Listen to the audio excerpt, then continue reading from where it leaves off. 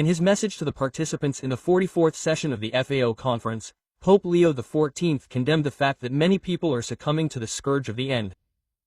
While civilians are weakened by poverty, political leaders prosper through corruption, he laments, denouncing financial resources and innovative technologies that have diverted them from the goal of eradicating poverty and the end in the world. This statement by Pope Leo X, according to which the end must not be used as a weapon of war, carries a considerable moral and humanitarian burden. This sentence resonates as a cry of conscience in the face of the atrocities that throughout history and up to the present day use the deprivation of food as a means of exerting pressure. The idea that food, a fundamental human need, can be used as a weapon in conflicts calls into question the very essence of humanity. By denouncing this practice, Pope Leo X invites the world to rethink the rules of war from the perspective of human dignity. This principle is part of a Christian tradition, but also of modern international law that attempts to regulate warlike practices.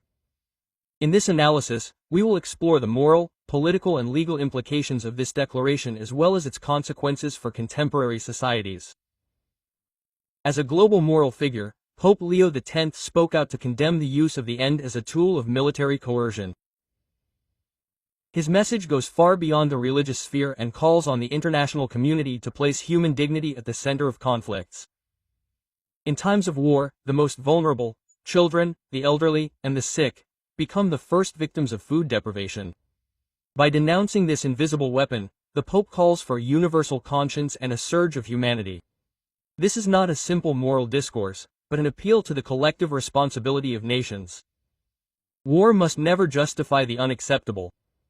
The weapon of the end is particularly cruel because it acts slowly, destroying not only bodies but also dignity and hope. It transforms ordinary citizens into defenseless military targets. In several modern conflicts, entire populations have been deliberately starved through sieges, blockades, or the destruction of crops. Pope Leo X thus recalls that this scorched earth strategy is a betrayal of human solidarity.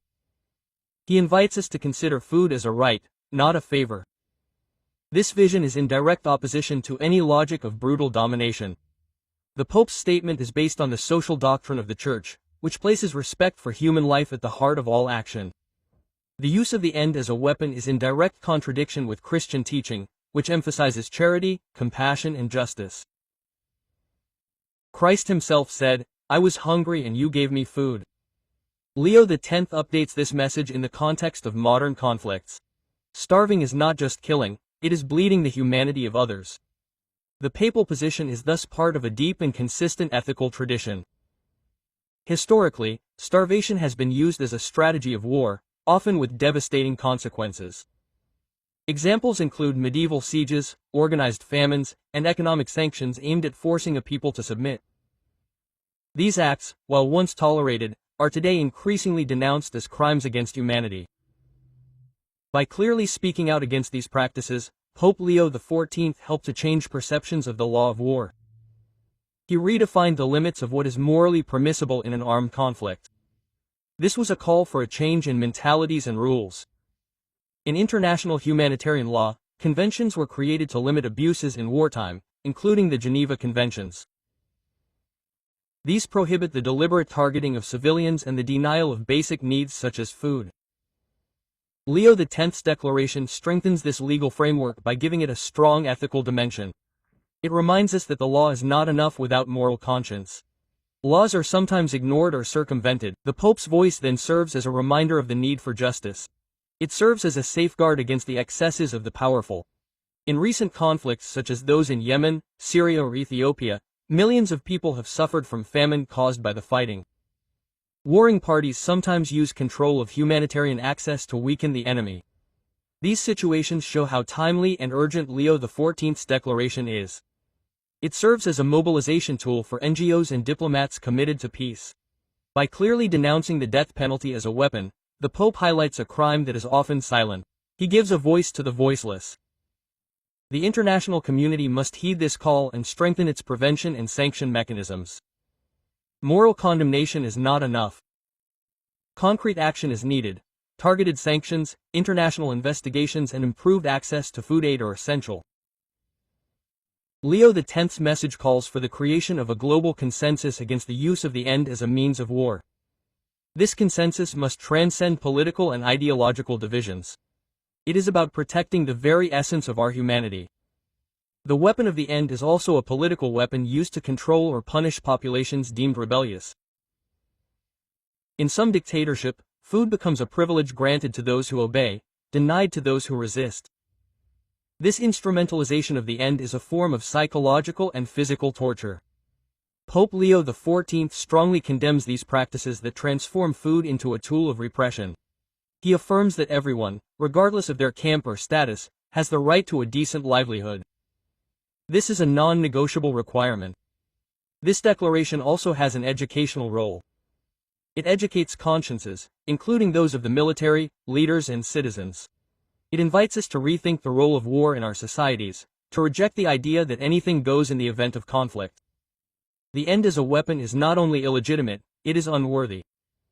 In affirming this, Leo X proposes a universal ethical model applicable in all circumstances. He provides moral guidance in an era often marked by strategic cynicism. Religions beyond Christianity join this message in the call for solidarity. Islam, Judaism, Buddhism, and other spiritual traditions all insist on the duty to feed the family. This spiritual consensus shows that the Pope's statement is not only Catholic, it is profoundly human. It can become a common foundation for interfaith initiatives in favor of victims of war. Respect for the right to food is a meeting point between belief, culture, and people. It is a basis for peace. The Pope's statement also has international political significance. It can influence the decisions of states and institutions such as the UN. By tackling famine as a weapon, Leo X acts as a diplomatic actor for justice. His speech can push for the adoption of binding resolutions or for the improvement of humanitarian aid. Because the papal word is moral and nonpartisan, it has a unique weight in global debates. It can guide strategic choices towards greater respect and dignity. Humanitarian organizations in the field find valuable support in this declaration. It legitimizes their action, strengthens their advocacy, and sometimes protects their volunteers. It reminds us that feeding is not taking sides, it is defending humanity. In war zones, this message can save lives. It gives courage to peacekeepers, who are often isolated and threatened. Leo X thus becomes a spiritual ally of humanitarian workers. The use of death as a weapon also affects children who suffer the long-term consequences. Chronic malnutrition, developmental disorders, psychological trauma, the damage is often irreparable. Starving a people is condemning its future. The Pope knows this, and that is why his declaration is also a cry for children.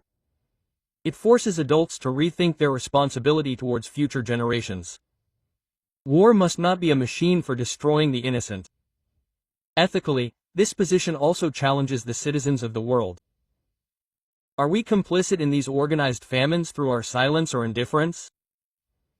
Leo X urges us to act, to denounce, and to support those who fight against war through solidarity. Every action counts, including voting, engagement, and education. The fight against the end as a weapon is also a fight for conscience. It begins in our hearts. The papal declaration also has an impact on modern military institutions. More and more armies are integrating human rights into their training and rules of engagement. Rejecting the end as a weapon means refusing to see the enemy as a mere number. It means recognizing the humanity in others, even in warfare. This change in perspective can profoundly transform conflicts. By calling for this awareness, Leo XIV opens the way to a more limited, more controlled, and more humane war. Finally, the Pope's words remind us that peace is not built solely on treaties, but also on values. Respect for life, rejection of barbarism, and solidarity with the weakest are essential pillars. Rejecting the end as a weapon means refusing to destroy the fragile bond that unites people. It means rejecting total war. It means choosing hope. In affirming that the end must not be a weapon of war, Pope Leo XIV spoke a simple but powerful timeless truth. He denounced an abject practice that is often ignored, and offered the world a moral compass to guide conflicts toward greater justice. This declaration calls for a global mobilization that transcends religions, cultures, and political interests.